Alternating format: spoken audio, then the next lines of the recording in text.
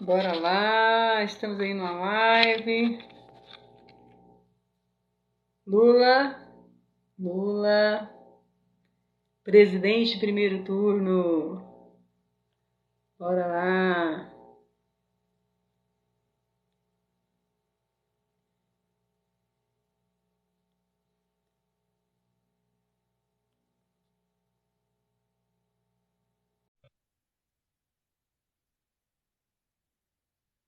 E aí, Lula urgente, isso mesmo. Lula urgente, lá lá. Lula, estamos aí firmes. Lula urgente, gostei, viu? Muito bem. E aí, Marta, Ó, tudo bem? tudo bem, Parei aqui a cara? música, senão não dá pra me te escutar. Parei a música aqui que eu tô brincando aqui um pouco. Ah, sim. Como vai? E Tudo aí, bem? tudo ótimo. Aqui no Ceará tá Então, bem, graças a Deus. Lula, Lula presidente. Tamo aí, né? Junto e misturado, né? Vamos ver Sim, como é que estamos melhora. Que eu passei 2 anos, deixa eu ver, há 2 anos já desempregado? 2 anos. 2 anos, nada. dois. É. Hum. Só bico, né? Bico também sumiu, né? Bico agora também Até sumiu. viram, né? É É. isso aí. Aqui sumiu foi Até tudo, né? Depois dessa crise aí grande, né? Eu não sei nem o que é que tá acontecendo com o Brasil. Um país tão rico e tão, sim, ultimamente não sobra nada mais. Aqui na minha cidade a gente, deixa eu ver, uma diária de serviço, R$ 45, 7 da manhã, 7 da noite. Quando tem essa também. Eu moro próximo à Fortaleza. ah, você mora onde? Eu moro em Pentecoste, próximo à Fortaleza. Oxe, É. então, Você mora aqui mesmo no Ceará? Fortaleza. É. Oi? Fica 100 quilômetros da Fortaleza, a minha cidade. Pertinho, né? Bem pertinho. Eu, depois Pertinho. desse tempo aí, atrasei minha moto, atrasei a carteira de habilitação. A gente não consegue mais suprir as necessidades. Até que teve umas coisas que baixaram, mas o dinheiro não vale mais nada. As coisas, a Sim, gente todo ganha mundo dinheiro, compra, né? a inflação está É, muito alta. o real, né? Quando o real foi criado, Hã, o real foi criado para exatamente ter um valor, né? Um valor uhum, assim, de poder aquisitivo para dar condições para as pessoas comprarem, né? Então, a isso. questão hoje, o do nosso dinheiro, ele foi desvalorizado de tal forma Hã, que você vai, por exemplo, do supermercado ou no mercado fazer as compras da sua isso. alimentação, você vê que realmente perdeu-se o poder de compra, porque Foi. os valores da cesta básica hoje estão muito Hum, altos, né? O arroz, o verdade. feijão, o café, né? O óleo, vamos dizer assim, o tempero, não é? E Aqui é as dez verduras. reais, R$ 12 quer dizer o Carne, óleo. Hum. quanto? A carne aqui é R$ 40, a carne de gado. De R$ 40 o quilo. gado. De primeira. É. De primeira era Uhum. 16, 17, agora é 40, 45, dependendo do que você vai comprar. Então, É porque aqui tá ruim para tudo. Eu faço mototáxi quando eu tenho tempo livre, porque a mulher aqui tá sim. fazendo faculdade, mas a faculdade lá tá Uhum. passando sérios problemas agora dessa vez. Ela tá quase ficando sem energia na faculdade, porque o orçamento não tá dando para cobrir. Esse mês.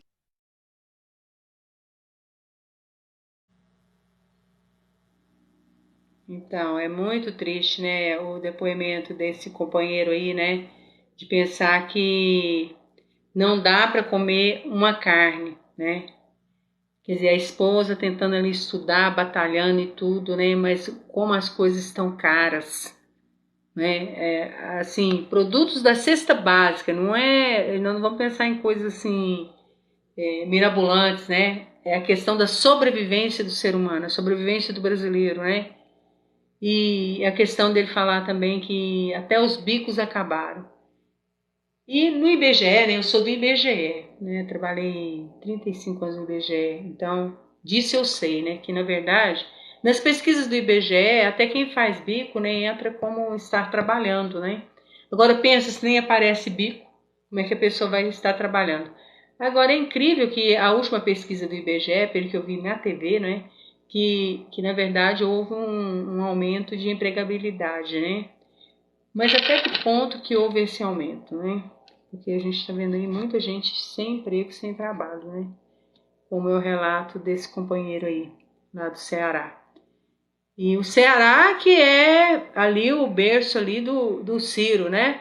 O Ciro não deu conta da pobreza lá, agora quer, e não deu conta da empregabilidade, agora quer ser presidente, né? Agora mesmo eu acabei de ver um vídeo dele, né? O pessoal fazendo, acho que era uma greve, um movimento, né? Pessoal da educação. E ele pegou o cartaz e fez assim, ó, rasgou tudo. Eu fiquei pensando como é que uma pessoa dessa quer ser presidente, né? Rasgando o cartaz lá da pessoa que foi fazer um movimento lá em prol da educação, né? Acho que não é por aí não, né? Um presidente tem que escutar, né? Tem que escutar muitas pessoas, conversar bastante, ver o que o povo precisa, né? Como o Lula está fazendo, né? Na outra campanha para a presidência também ele fez isso. Ele percorreu o país todo, né? É o que ele está fazendo hoje agora também, né? Percorrendo o país, escutando, né? O que o povo tem a dizer. E na verdade, eu e muitos, nós temos muita saudade do governo do Lula, né? Porque o Lula deixou dinheiro em caixa, né? O Lula deixou um país bem, né? Seja pelo lado da questão dos empresários, né? Porque o vice dele era empresário, né? Inclusive ele já faleceu, né? Que Deus o tenha, né?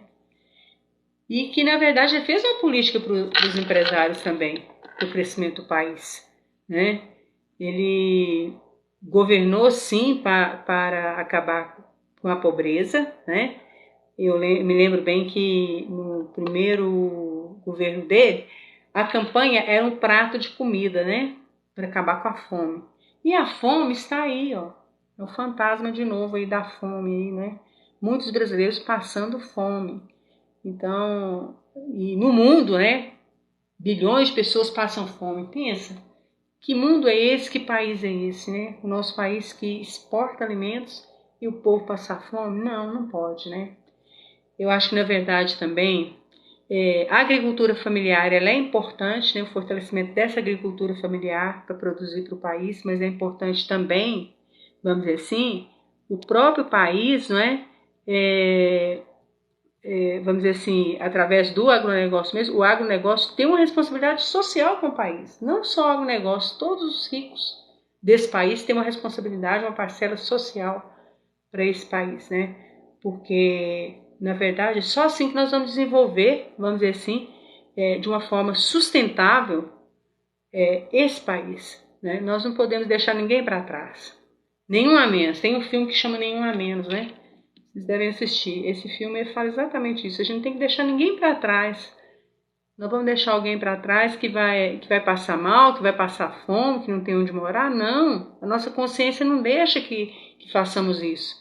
Nós temos que ter uma consciência social sustentável do jeito que possamos cuidar de todos os brasileiros. E dar condições também para as pessoas adquirirem autonomia, estudarem, retornarem aos estudos, fazerem cursos de formação para o trabalho, para vagas de trabalho, e que esse sistema S que existe aqui no Brasil, né, em todos os estados, que é SESC, SENAI, né, todos esses sistemas S aí, possam dar essas formações e garantir a empregabilidade, né, juntamente com as empresas, né, e fazer com que esse país realmente dê continuidade vamos dizer, ao seu desenvolvimento, né? É o que a gente pensa, né, que o Brasil realmente possa realizar, né? É de extrema importância isso para o país. Então é isso aí, pessoal. Tô vendo aí, é isso aí, Lula, né? Eu gostei, foi do pessoal que falou Lula urgente, é mesmo, né, gente? Tem que ser urgente, urgentíssimo Lula, né? Lula no primeiro turno, né? Para daqui a um mês a gente pensar assim, nossa, agora nós vamos começar um país sustentável, vamos começar um país realmente que vai dar uma guinada, né? Esperamos que dê essa guinada, né? E que vai depender de todos nós também ajudar para que dê essa guinada, né? Essa mudança mesmo de comportamento, né? Que, na verdade, vai se continuar com esses bolsominions aí, mas nós vamos vencer, nós temos que vencer essa parte de não ter, vamos dizer assim, vai haver? vai continuar, né? Essa questão de uma direita totalmente radical, né? Mas que isso possa desaparecer, né? De alguma maneira, né? Eu acho que, na verdade, isso tem que desaparecer, porque isso não é da maioria do povo brasileiro. O povo brasileiro é um povo pacífico, é um povo trabalhador, né? Então, eu acho que, na verdade, a gente tem que visar isso, né? O que o povo brasileiro tem de melhor. Eu acho que uma das coisas que o povo brasileiro tem de melhor, depois vocês podem colocar aí, é o humor, né? Mesmo com tudo isso que o Brasil atravessou, desde a pandemia, durante e agora, vamos dizer assim, nós ainda estamos aí com uma parte da pandemia ainda, mas o povo brasileiro sempre mantendo o humor, né?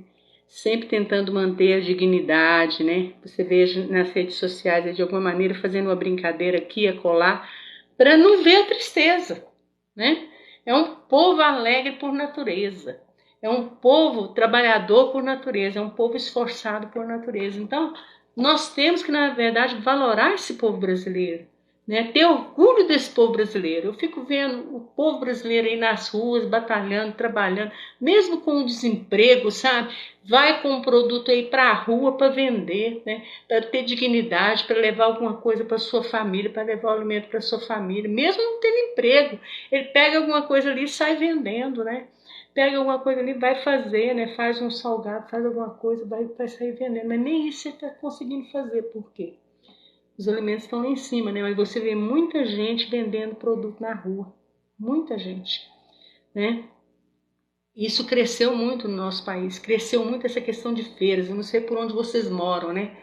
Mas aqui em Goiânia mesmo, né? Tem feiras pra caramba, né? Todos os dias tem feiras nos pontos da cidade, né? Nos lugares, né? E mesmo nos comércios, né? Vamos dizer assim, tem a parte do comércio e tem a parte das pessoas que vendem nas calçadas, quer dizer, procurando dignidade, né? Mas tudo isso aí é na informalidade. Tudo isso aí, na verdade, as pessoas não têm direitos e garantias de trabalhador, seja garantia de direitos previdenciários, de direitos trabalhistas, né? Porque um dia essas pessoas vão envelhecer. E aí, o que elas vão receber do Estado, né? O que elas contribuíram? Quer dizer, na verdade, são pessoas que no futuro vai ter um grande problema social, né? Como no dia que nós estávamos caminhando, né, lá em Campinas, no setor Campinas aqui em Goiânia, e daí um casal, já idosos, né, já requerendo essa questão, estava até conversando, né, com a Cíntia, que é a nossa candidata a governadora, né, sobre a questão do MST, né, que na verdade eles viajaram de longe, né, e não tinham sido recebidos de alguma maneira, não tinham conversado e tal, mas pessoas idosas procurando moradia, olha só. Quantos idosos no nosso país que não têm moradia, não têm onde morar, ou moram de favor em algum lugar, vamos dizer assim, em algum lugar que seja um abrigo, né, que seja um trabalho assistencial, porque não tem como pagar, ou não tem como onde morar, ou a família não tem como cuidar desse idoso. E cada vez mais a nossa população está envelhecendo, segundo os dados do IBGE, não é? E daí, essa é uma problemática que nós temos que ver com políticas para os idosos, com políticas para as pessoas da terceira idade.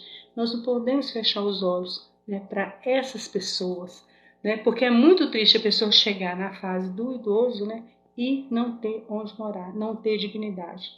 Porque simplesmente a legislação trabalhista ou na informalidade que ele trabalhou a vida toda, ele não teve condições de garantir uma aposentadoria ou garantir, vamos dizer assim, um valor ali que ele pudesse receber, né, a título do Estado, né, para sua sobrevivência. Então isso é muito triste, né? Na outra live aqui eu estava falando da questão do Lula, né? O juiz parcial que condenou o Lula, né? Nós temos que, na verdade, alterar a legislação do Brasil relacionada à questão de juízes parciais, né? De ser uma legislação mais dura, né? Porque isso é inconcebível ter juiz parcial, né? Que, na verdade, ele foi julgado por juiz parcial, que não, ele jamais deveria ter sido julgado por esse juiz, né? E que o prendeu, e que, na verdade, não deixou que ele fosse se candidatasse e fosse presidente da República.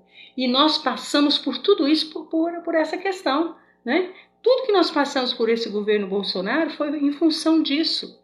em função de juízes parciais, em função de Ministério Público, de procuradores, né, pessoas que detinham cargos, né, e que, na verdade, interferiram aí em todo esse processo de julgamento. A legislação tem que ser mais dura com relação a isso, né? Na verdade, também, outra coisa que a legislação tem que ser diferente é com relação a pessoas que exercem determinados cargos, vamos dizer assim, principalmente com relação a juízes, desembargadores, procuradores, né? Seja da Polícia Federal, seja cargos realmente relevantes, né? Que eles não possam, vamos dizer assim, se candidatar. Pensa aí, mistura aquela coisa lá, aquele trabalho lá que ele está exercendo, que é um trabalho, uma atividade de alto poder, né? Para daí ele migrar, vamos dizer assim, para a política sem ter um tempo para isso, né? E que, na verdade, isso aí acaba trazendo transtorno para o processo eleitoral, para o processo político. Porque, na verdade, o processo eleitoral, o processo político, ele tem que ser exercido de uma forma tranquila, de uma forma que se passe, que se repasse os poderes, né? De uma forma, vamos dizer assim, apaziguada, e não de uma forma tortuosa, né? Como que ocorreu com relação à questão da última eleição, né? Que houve, vamos dizer assim, com relação aos cargos que as pessoas exerciam, um poder grande, né? Que elas migraram para a questão política e que, na verdade, a legislação não deu conta disso, né? De deter isso. E também, vamos dizer assim, os próprios estatutos e regulamentos dessas instituições também não deram conta disso. Então, extrapolou, né? E fez com que prejudicasse todo o processo eleitoral do nosso país. São coisas que têm que ser alteradas para que possa realmente todo o processo eleitoral ele seguir de uma forma harmônica, tranquila. Pessoas que vão ser candidatas, vamos dizer assim, ser um processo tranquilíssimo, né? E a passagem tranquila, seja para qual partido vencer as eleições, de uma forma harmônica, tranquila. E para que ocorra isso, pessoas que exercem determinados cargos não podem, vamos dizer assim, estar, vamos dizer assim, na jogada, né? Vamos dizer assim, para se candidatarem politicamente, né? E nem para se intrometer na política, né? Nós não podemos ter um judiciário que intrometa na política. Nós não podemos ter um judiciário, juízes que exercem o seu papel lá nos processos para misturar aquilo com a política, como houve no processo do Lula, né? Inclusive até vazando informações processuais, que são informações que tem que estar atento ao processo, ainda que não sejam informações sigilosas, entre aspas, muitas delas, mas tem que se ater ao processo e não à mídia, e não ao jornalismo barato, e não vamos dizer, as redes sociais, né? Porque simplesmente abriram tudo, né? E de uma forma tortuosa, de uma forma que não trouxe realmente transparência e informação para as pessoas. Os processos, eles têm que seguirem normalmente, mas dentro do processo, e não serem abertos de uma forma tortuosa, de uma forma cheia de fake news, né? E de formas interpretativas que aí, na verdade, vai gerar outros discursos, que não o jurídico. O discurso jurídico tem que ser até o processo, ficar no processo e ponto, né? Então não foi isso que aconteceu. E como esses juízes passaram, como esses procuradores passaram nos concursos que eles realizaram? Isso que eu fico pensando, né? Que tipo de provas eles fizeram? Porque, na verdade, no meu parecer, eles não tiveram, vamos dizer assim, a ética processual de se ater ao processo e simples assim. Eles não fizeram isso. E durante o processo do Lula, os processos do Lula, nenhuma atitude do Poder Judiciário foi realizada, pelo menos eu não fiquei sabendo, com relação, seja a juiz, seja vamos dizer assim, aos procuradores, né? Pelo menos isso não saiu na mídia, né? E, na verdade, eles deveriam se ater apenas ao processo e ponto, né? E nada fora. Mas daí misturaram tudo, né? E deu no que deu. Então, prejudicando todo o nosso país, prejudicando toda a população brasileira. Então, várias questões, vamos dizer assim, se misturaram, né? E, infelizmente, nós estamos passando por tudo isso em função disso também, de pessoas estudadas. Não são pessoas que não estudaram para isso, né? São pessoas que estudaram, são pessoas que fizeram curso de direito, são pessoas que passaram em concursos públicos e são pessoas que, no processo legal, deveriam se ater ao processo e ponto. Né? Infelizmente, isso não ocorreu. E, infelizmente, por isso mesmo, todos nós brasileiros estamos passando por esse governo, né, esse desgoverno do Bolsonaro aí, com relação a tudo que está ocorrendo, né? A questão inflacionária, a questão mesmo de como ele se ateve, como ele direcionou a questão da vacinação, a proteção do país, né? Não fechou fronteiras, não fechou aeroportos, não teve uma atitude, né, assim, né, de acreditar que estávamos passando por uma pandemia. Olha, a pandemia, nós tivemos a oportunidade de ver a pandemia ocorrendo na Europa, né, para daí tomarmos as providências. E o governo Bolsonaro, né, cercado de militares à sua volta, ele não conseguiu, né, vencer a pandemia por não acreditar, entre aspas, por desdenhar a pandemia. Né? Então, como é que até um soldado raso, né, tá pegando fogo, você vai o quê? Vai apagar o fogo, né? Não importa de onde vem o fogo, né? Você vai resolver o problema. Mas isso não ocorreu, né? Então, não ocorreu com relação a fechar as fronteiras, fechar os aeroportos, medidas realmente seriam medidas radicais? Até seriam, mas preservariam vidas. Vidas é mais importante do que o ganho econômico, né? Vamos dizer assim, com os voos, né, internacionais. Muito mais importante. Muitas vidas poderiam ter sido salvas. Também com relação à vacinação, né? Não comprou vacina em tempo hábil. Né? E não adianta ficar jogando para governador, porque se os governadores também não tomassem suas atitudes, e se, vamos dizer assim, as instituições jurídicas também não tivessem, através das suas decisões, né, tomado as suas atitudes, os governadores nem teriam comprado vacina. Né? Então, e nem teriam, né, vamos dizer assim, dado o suporte, né, que foi dado com relação a iniciar a vacinação. Teriam morrido mais gente. Então, na verdade, o nosso país não morreu mais gente porque teve governadores que tomaram frente. Né? Porque se não fossem os governadores, a situação teria sido pior. E não adianta ficar brigando, né, com instituições, com governos. Né? O presidente ele está aí, não é para isso. Né? Existe o legislativo, o executivo, o judiciário. É para quê? Para estar em harmonia. É para resolver os problemas, cada um na sua competência, na sua esfera. E com respeito, eu não tenho que ficar falando do outro, né? Eu tenho que, na verdade, ele deveria, né? Na verdade, ter buscado solucionar a problemática junto com todos, né? E não se isolar e não achar que, e não acreditar, né? Não acreditar que não existiria uma pandemia, sendo que nos outros países o povo estava tudo morrendo. Né? Na Itália, né? Que tristeza, né, gente? Lá no início da pandemia, aquele pessoal todo morrendo lá, sem lugar para ser enterrado também. Misericórdia. Então, assim, é coisa que a gente não quer lembrar, mas que todos nós, de alguma maneira, ficamos traumatizados com isso. E, na verdade, quando um presidente ele não tem a sensibilidade, né, para perceber isso e para dizer isso à população, né, de alguma maneira, né, é muito triste, né? Porque as pessoas, elas careciam de palavras do governo. As pessoas careciam de propagandas do governo para as pessoas vacinarem. Isso não foi feito. Vocês viram alguma propaganda do governo para incentivar as pessoas a vacinarem? Eu não vi. Vocês viram propaganda do governo para mostrar às pessoas para se cuidarem? Eu não vi.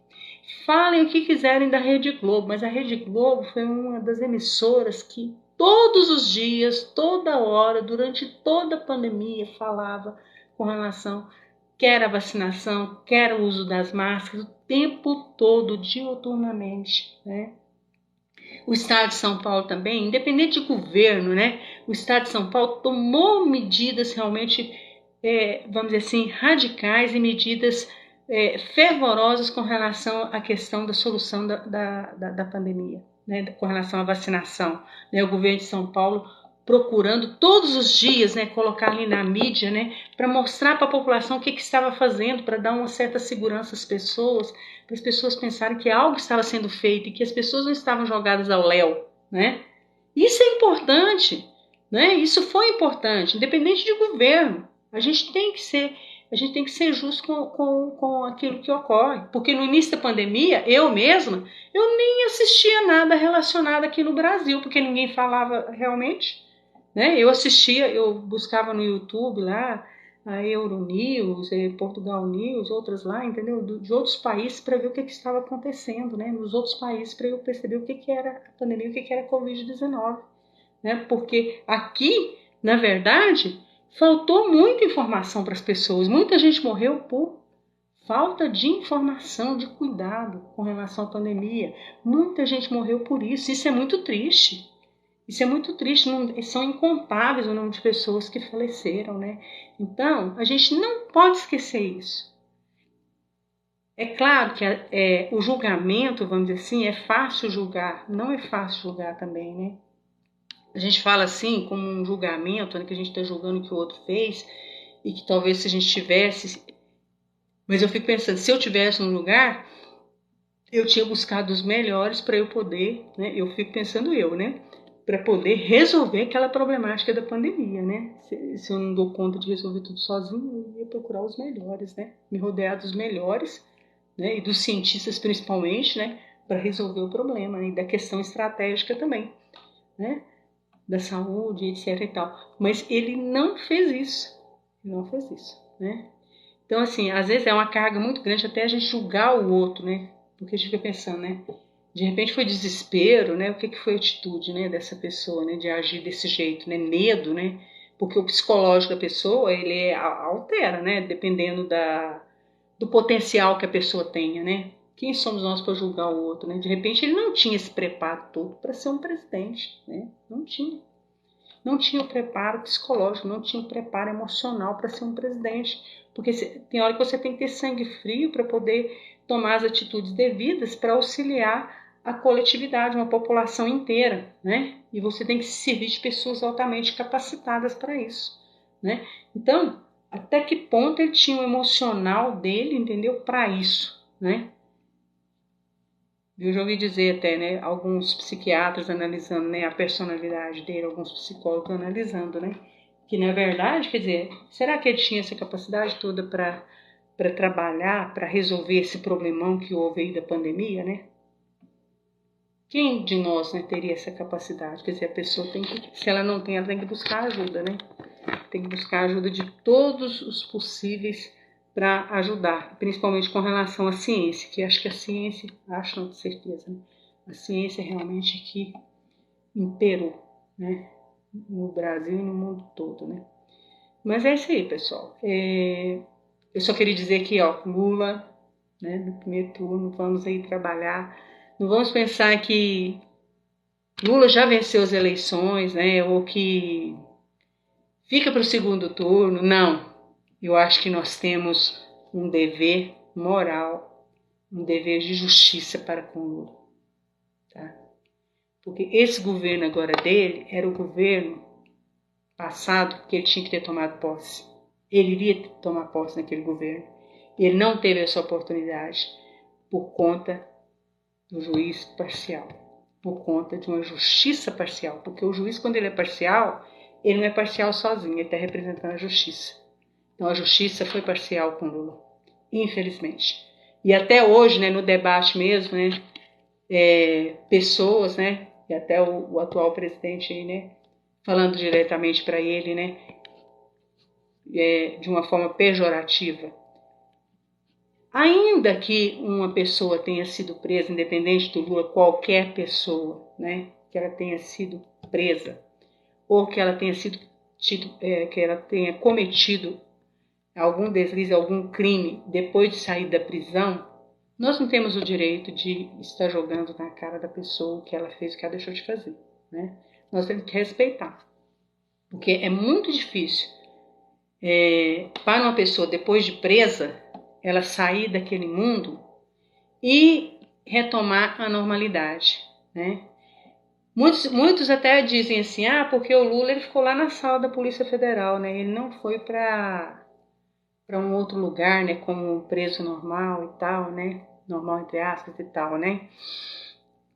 Mas só dele estar lá preso na sala da Polícia Federal, imagine ele que já tinha sido presidente da República, o que realmente passou na cabeça do Lula durante esse tempo todo, né? E de não poder fazer nada, né? Ele poderia ter fugido do país, ele não fugiu, ele simplesmente se entregou, né? Foi preso, e um preso político, né? Porque foi uma prisão política, e passou por tudo isso, né? E você não vê hora nenhuma o Lula falar algo rancoroso relacionado a isso. Mas ele silencia. Imagine que sofrimento ele passou, né? Da mesma forma que Mandela, quando foi preso também, né?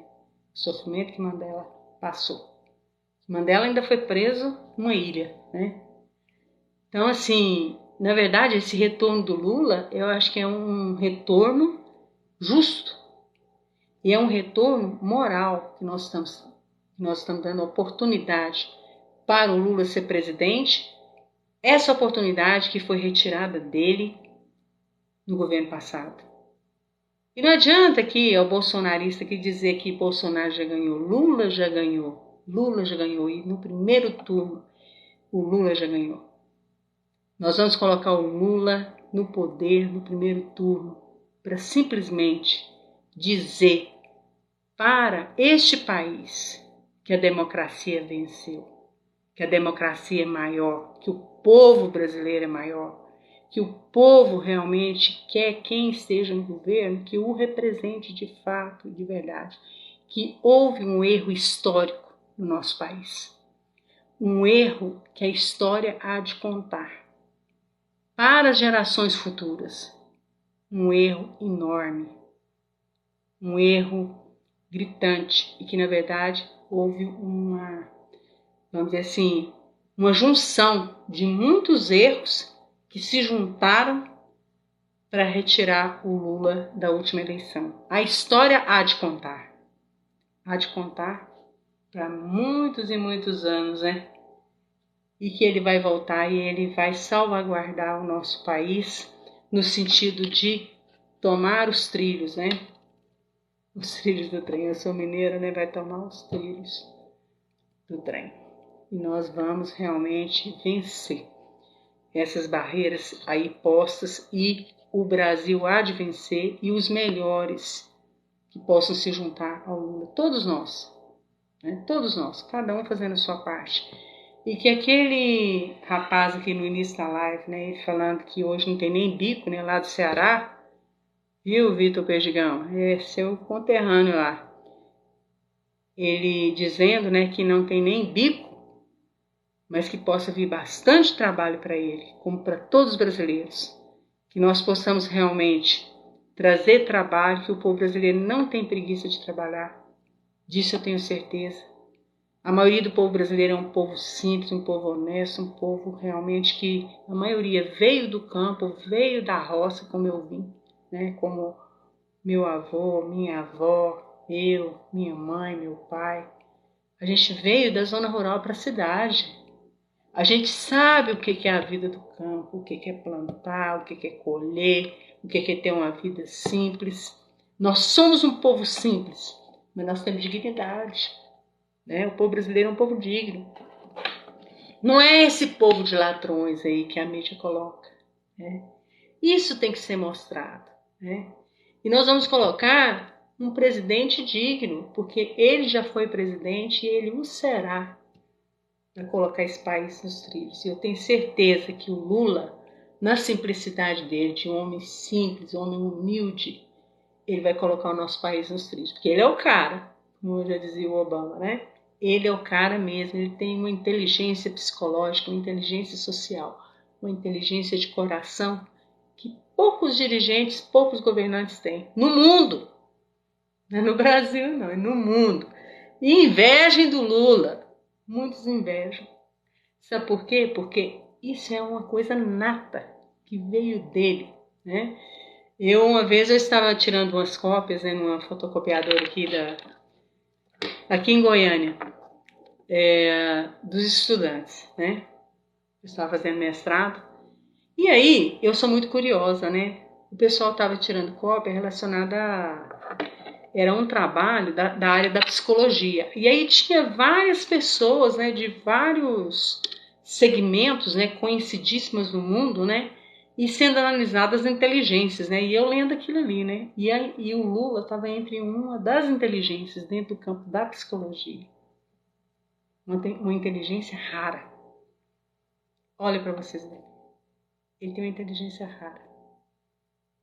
Imagine se o Lula, né, tivesse sido um doutor, tido um doutorado na vida, um pós-doc. Porque na conjuntura de estudos que ele tem, não é? A grandeza que ele tem de inteligência. Imagina. É algo que é imensurável para nós julgarmos.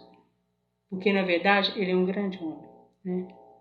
E que ele possa realmente governar essa nação e possa realmente trazer-nos a dignidade de homens e mulheres, a dignidade para as pessoas hoje empobrecidas do nosso país, que dê conta de avançar com relação a essa questão de acabar com a fome, a miséria, todos nós ajudando mutuamente, fazendo os nossos trabalhos.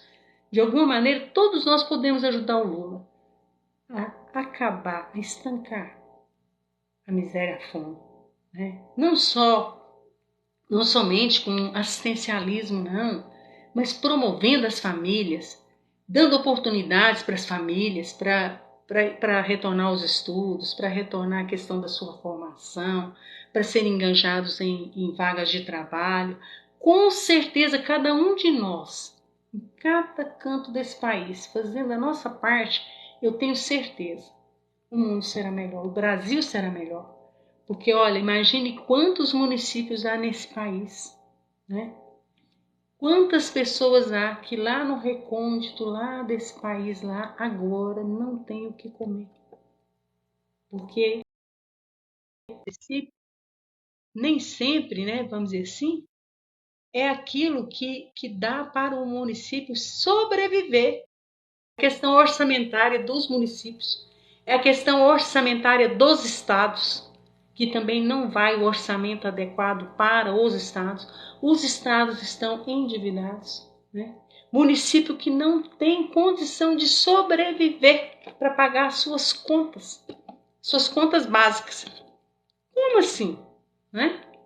Um país desse que, olha, imagine, sabia outra coisa também que eu ouvi, mas eu não sei o valor, né? Mas nós podemos pesquisar depois. Quanto o Brasil arrecadou durante a pandemia? Quanto? Hein? Pode dar uma pesquisada aí, porque parece que foi exorbitante o que o Brasil arrecadou de impostos. Ninguém fala disso. É um superávit de impostos. E onde está esse dinheiro? Cadê a reversão de todos os impostos que nós pagamos para o povo? De uma forma igualitária, de uma forma justa. E como os estados estão ainda endividados, como determinados municípios estão endividados e o que fazer para solucionar o problema orçamentário dos estados e dos municípios. Ninguém fala disso. Já ouviu? Nós estamos vendo aí o pessoal conversando, sendo entrevistado, disse aquilo e tal, né, os candidatos, mas alguém falou disso, que é o problema crucial. Vamos dizer assim, a coluna vertebral de administração, de gestão do nosso país. A gente não vê. Agora, presta atenção. Os impostos que nós pagamos, todos nós pagamos, impostos de exportação, né? O pessoal paga. Todos os impostos que nós pagamos, então vamos para os cofres públicos, mas tudo se concentra onde? Concentra na União. A União é um território? Eu pergunto para vocês. A União é um território? Não é. Onde estão os territórios? Nos estados, no município e Distrito Federal, não é verdade? Estado, município e Distrito Federal. E por que o dinheiro não vai diretamente, de uma forma legal, orçamentária, para todos? Por que governador, por que, vamos dizer assim, prefeitos têm que ficar com o pires na mão para pegar o orçamento para o seu município, para o seu estado, fazendo politicagem alheia? Por que isso não foi legalizado na legislação? Assegurar o orçamento para todos, nas suas necessidades. É outra coisa, né? Que nós não vemos ninguém tratar disso. Só que depois ficam fazendo, olha só, será que o papel do deputado federal ou do senador, né, é angariar recurso lá para o seu município, para o seu estado? É só para isso? Nós não precisamos de deputado federal e senador para fazer isso. A legislação tem que dar conta disso. Nós precisamos de senador, deputado federal para criar políticas realmente que venham a fazer esse país crescer. É perda de tempo isso. Aí o que acontece? Ficam fazendo política depois, né? Usam seus cargos para ir lá no município fazer política. Eu consegui isso. E depois na outra eleição também. Eu consegui isso. Eu consegui esse orçamento para Santa Casa de Misericórdia. Eu fui lá e o Bolsonaro liberou para mim. Aqui para a Casa de Misericórdia aqui do meu município. Aí eu quero ser reeleita, eu quero ser eleita por isso. Não. Não é por aí, né? Na verdade, nós temos que criar legislações que assegurem o orçamento para todos os municípios, para todos os estados. De uma forma, seja proporcional, igualitária, ou mesmo relacionada à questão populacional de cada lugar, né? Mas não fazer disso um pretexto de campanha política, um pretexto de bandeira política, um pretexto para permanecer ao longo da história o tempo todo no seu cargo. Quantos há que há décadas estão no mesmo cargo? Seja de senador, seja de deputado federal, vão e volta e continua a mesmice, a mesma politicagem. Quantos? Em função disso. Porque isso acaba sendo uma compra de votos, entre aspas, antecipada, né? De recursos por trás dos panos, né? Quer dizer, onde vai parar o nosso país desse jeito? Né? O pessoal aqui conversa cada coisa, né, gente? Olha, você dizer que fulano é ladrão, né? Isso é crime, né? Sabia? O pessoal põe cada coisa na internet e depois...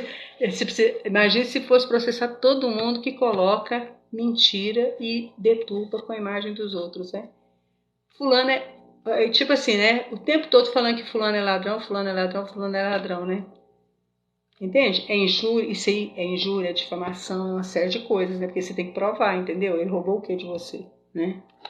Tem que provar. Então, pessoal, é isso aí, né? São muitos assuntos para conversarmos, né?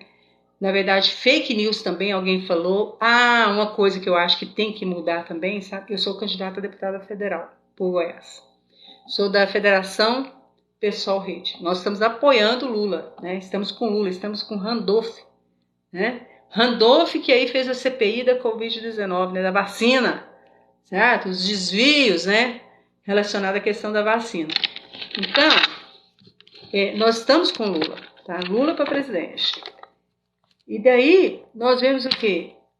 Toda essa parte aí de maracutaia com relação à vacina, pensa bem. Falou X, Y, Z, né? Para quê? Para se enriquecer às custas das mortes das pessoas? Não, né? Então, isso aí ainda não foi apurado totalmente, né? Mas nós vamos estar de olho aí, né? Com relação a isso. Mas o que eu queria dizer sobre a fake news é que tem que haver uma legislação dura relacionada a fake news. Seja nas redes sociais, seja no uso da tecnologia, seja na questão de apuração, vamos dizer assim, dos caminhos que segue todas essas fake news, né, que estão por aí, até essas que estão aparecendo aqui agora nesse chat, né, tem que haver uma legislação dura para isso. E com profissionais competentes na área da tecnologia, para que realmente possa achar os caminhos e possa punir. E a legislação, ela tem que ser dura com relação a isso. porque foram as fake news também que fizeram com que Bolsonaro vencesse as eleições. E está fazendo com que ele continue aí mantendo pessoas, né? Pessoas que estão acreditando no que ele está falando, né? Se a gente, porque eu não paro para escutar, mas hoje mesmo eu escutei umas coisas aí que eu pensei, mas gente, o que é isso, né? Entre eles lá, eles falam coisas que realmente fizeram uma lavagem cerebral e aí coloca aquelas ideias e vão monitorando aquelas ideias e vão falando e reforçando e as pessoas acabam acreditando. Principalmente pessoas que têm, vamos dizer assim, uma baixa escolarização ou mesmo que não tenham, né? Estão acreditando. Estão acreditando. Eu tenho colegas, né? Tem colega que é o quê? Delegado de polícia, né? E é Bolsonaro. Pensa em delegado de polícia. Eu fico pensando, meu Deus do céu, né? Onde nós vamos parar? Mas assim, nós vivemos um país onde a liberdade de expressão, de pensamento, né? Eu acho que a gente tem que ser respeitada, né? Ah, você quer ser extremo-direita? Seja, né? Mas eu jamais serei, né? Porque eu sou uma democrata, né? Eu sou uma pessoa do povo. Eu sou dos movimentos sociais, movimentos populares, eu defendo o quê? Eu defendo o trabalhador. Eu sou sindicalista. Eu defendo os direitos do trabalhador e da trabalhadora, seja do serviço público, seja da iniciativa privada, seja a questão do aumento do salário mínimo, né, que o Lula está defendendo também, né? Que, na verdade, ele já defendia no governo dele, acho que foi o governo que mais teve aumento do salário mínimo, foi no governo do Lula. E que, na verdade, se tivesse continuado, né, teria realmente melhorado as condições de vida do trabalhador, da pessoa que recebe o salário mínimo. Porque o salário mínimo ele tem que dar, pelo menos, para a pessoa ter uma moradia, né, ter uma alimentação digna, ter uma saúde digna, ter o lazer com os filhos, né, o mínimo necessário a uma vida boa, né? O salário mínimo ele tem que observar isso. Agora, de onde nós vamos retirar isso? Vamos retirar de uma reforma tributária? Vamos retirar de uma reforma onde os mais ricos possam pagar mais impostos do que o mero trabalhador? Porque eu, trabalhadora, você, trabalhadora aí, nós pagamos impostos. Pagamos impostos de renda, né? Além da conta, além daquilo que a gente pode pagar, né? Eu mesmo acho que eu pago uns 3 meses do meu salário no ano, eu pago de imposto de renda, além daquilo que é descontado na minha folha de pagamento. E muitos de vocês aí pagam muito imposto de renda, né? Muitos pagam, trabalhadores, né? E sem dizer a questão dos impostos, que tudo, uma caneta, né, que você compra, né? Um mouse que você compra, qualquer coisa que você compre, né, um alimento que você compra, está lá o imposto. Nos países mais desenvolvidos, no próprio, vamos dizer assim, na própria prateleira, né, vem lá o valor que é daquele produto e o imposto pago. É o que deveria acontecer com todos os produtos no Brasil, não é? Nós não vemos isso, não é verdade? E outra coisa, tem determinados produtos no Brasil que o imposto ele é alto e outros produtos não é tão alto assim. Então, na verdade, você tem que ter uma proporcionalidade, né?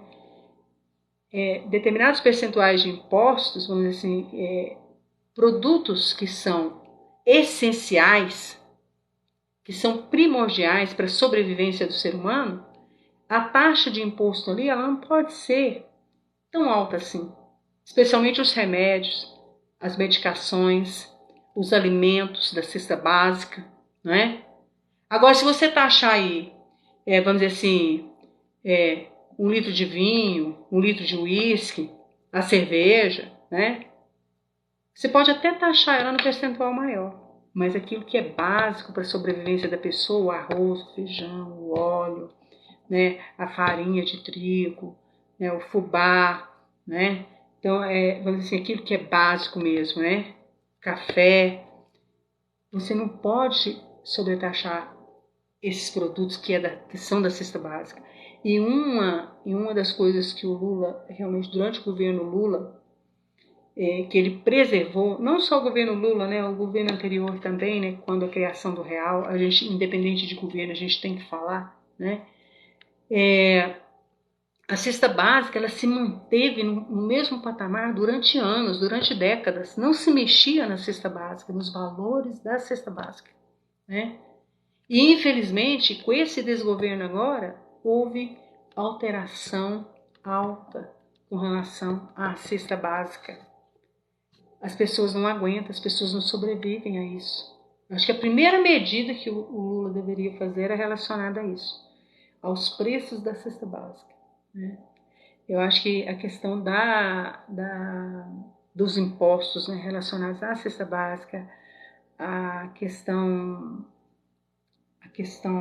também relacionada às crianças, né, com relação ao leite, né, que muitas crianças não bebem leite. Olha, crianças subnutridas, crianças que passam fome, que só comem quando vão na escola, né? E olha lá, e se a escola não tem uma merenda realmente, né, que seja um almoço, que seja o almoço da manhã, o almoço da tarde, né, essa criança não tem o que comer na sua casa.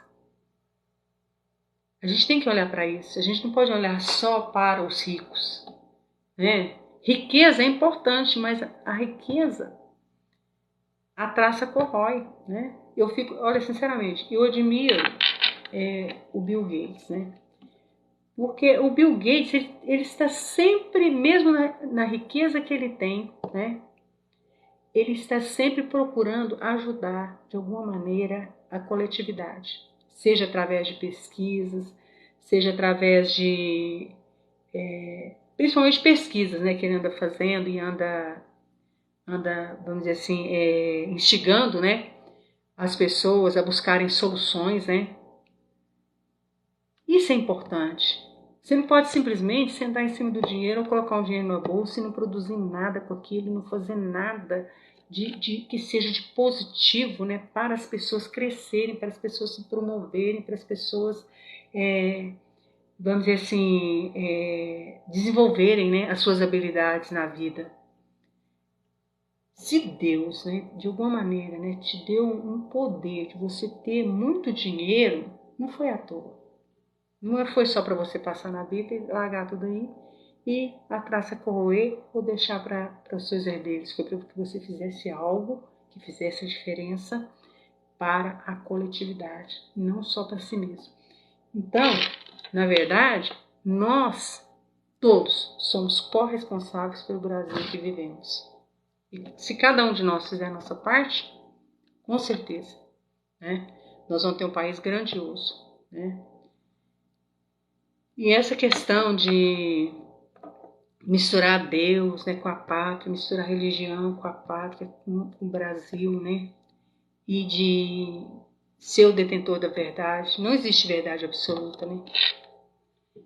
Na verdade, eu acho que todas as religiões e crenças, elas são importantes na medida que você junta todas e de alguma maneira você vê o todo, né? Você não vê só sob um ponto de vista, sob um prisma, mas que você possa ver a realidade de uma forma ampla, né?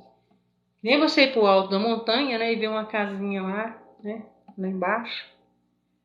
Agora, se você entra dentro da casinha, você vai ver só as paredes internas, né? Então, você tem que ampliar a sua visão, né? De repente, você tem que sobrevoar, né? Mas, às vezes, você tem que ir lá dentro da casinha também para ver o que está passando lá, né? Você não pode ficar só olhando para o próprio umbigo, né? O Lula defende o Estado laico, é isso aí. Não somente o Lula, todos nós, porque isso está na nossa Constituição brasileira, né? A nossa lei maior, a nossa Carta Magna de 1988. Não só de 88, tem uma Constituição mais antiga aí, das mais antigas, que já previa o Estado laico no Brasil.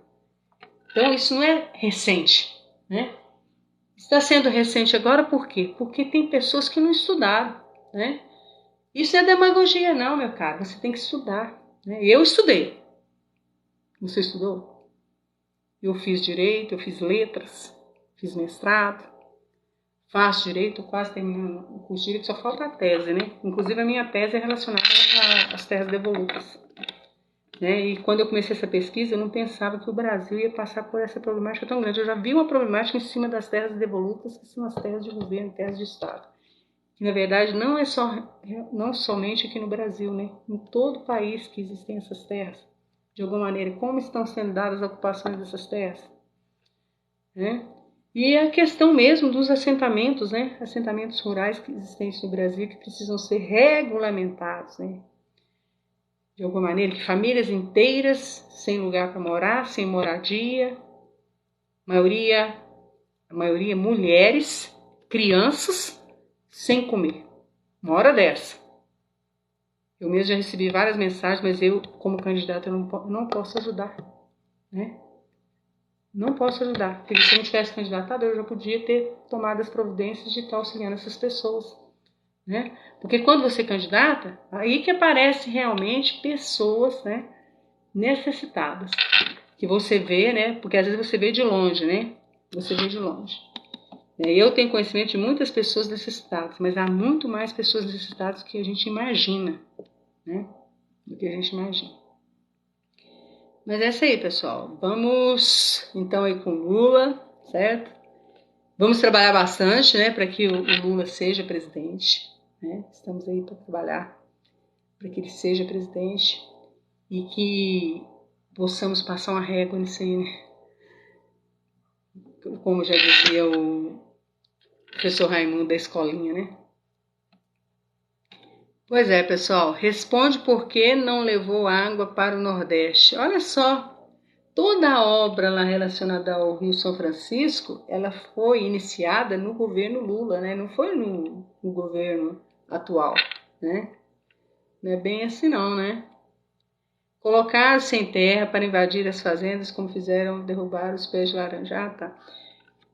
Bom, eu acho que a questão do MST, a MST e MST, né? O que nós vemos é, de uma certa forma, são pessoas trabalhadoras, né? Que, homens e mulheres, né? Que eles estão, na verdade, procurando um lugar para ter a sua terra, para produzir, né? Para criar suas famílias, né? Eu acho que, na verdade, é lógico que cada caso é um caso, né? Você dizer que um invadiu, derrubou o pé de laranja, ou isso e aquilo e tal. Na verdade, nós temos que regulamentar essas situações dos assentamentos de uma forma a promover essas famílias, né? A dar trabalho para essas famílias, né? A dar formação, para que tenhamos um outro país, né?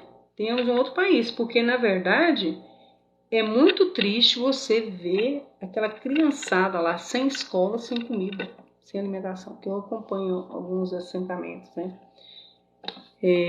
Pessoas aí que sem condições nenhuma, né? E durante essa pandemia, muitos foram, vamos dizer assim, praticamente, né, jogados, né, para fora desses assentamentos. Se não fossem as assistências de defensores públicos para auxiliar, para que durante a pandemia essas pessoas não ficassem ao léu, né, por aí com as crianças. Então, muitos defensores públicos, né, e advogados também trabalharam, né, voluntariamente, né, para que defendessem, né, essas famílias carentes, essas famílias vulneráveis, né, que se encontram nos assentamentos. Eu acho que a questão dos assentamentos é a gente pensar assim, e se eu fosse uma dessas pessoas? E se a minha família, se eu fosse uma criança dessas, vendo com os meus pais nesse assentamento? Porque é muito fácil nós julgarmos longe da situação, né? Mas e se fôssemos nós, né? Será que nós estaríamos julgando da mesma forma? Eu acho que não. E essas crianças, elas ainda contarão. Olha, para vocês verem, sabe o que aconteceu comigo? Eu sou sindicalista, né? Sou do sindicato da CBGE, Sindicato Nacional dos Trabalhadores do IBGE. Então, esses movimentos todos fora Bolsonaro, nós participamos. Participamos do Fórum Goiano também, né? Em Goiânia. E daí, num desses eventos, teve um evento que foi relacionado à questão, eu acho que foi da consciência negra. E nós estávamos, o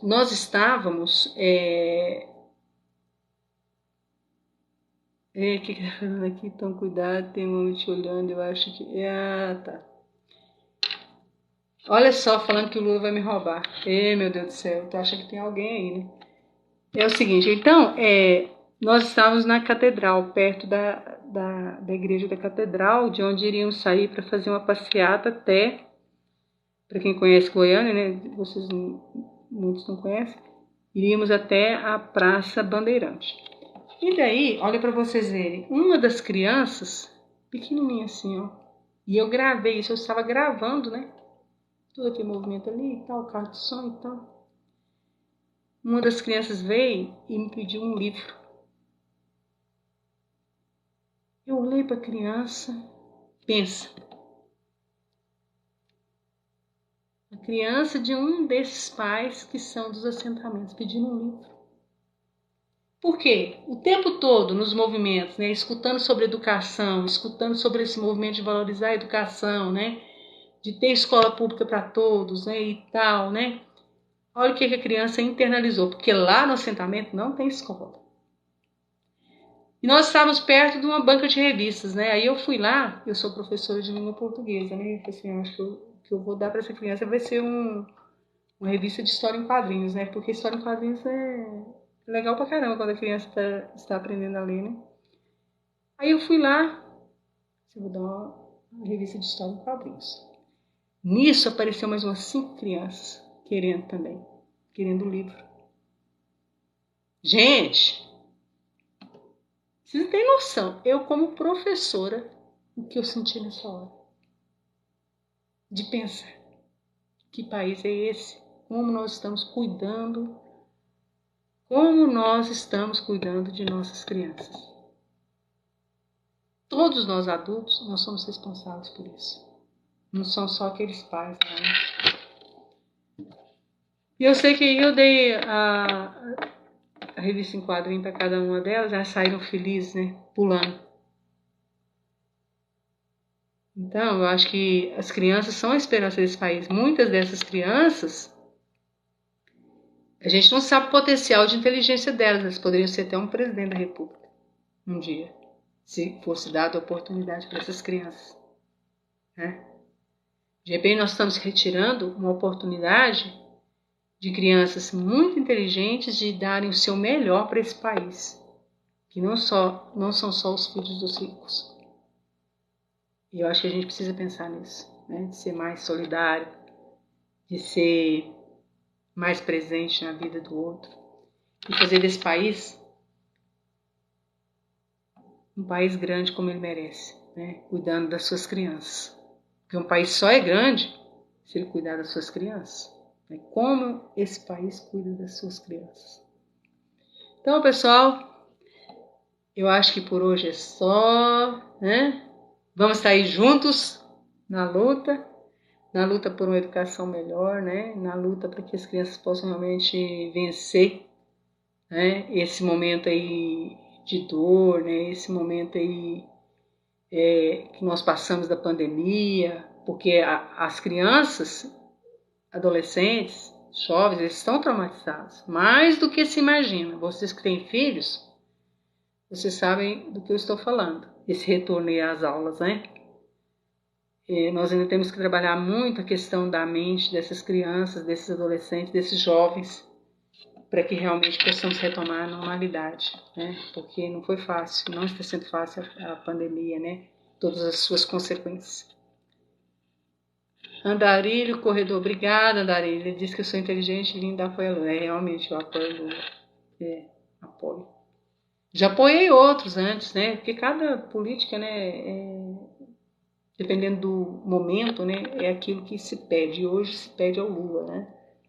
Lula presidente. E estamos juntos aí. E vamos seguir juntos. Eu espero revê-los por aí. Quem for de Goiás, né? Eu sou candidata a deputada federal por Goiás. Eu espero fazer o meu melhor, né? E que Deus possa abençoar todos, abençoar o nosso país, abençoar todos os brasileiros, né? Independente do que acreditem, né? E possamos estar juntos aí com um país melhor, tá bom? Forte abraço, fiquem com Deus, beijo grande e Lula. Tchau, tchau. Com Deus. Deus abençoe. Tchau, tchau.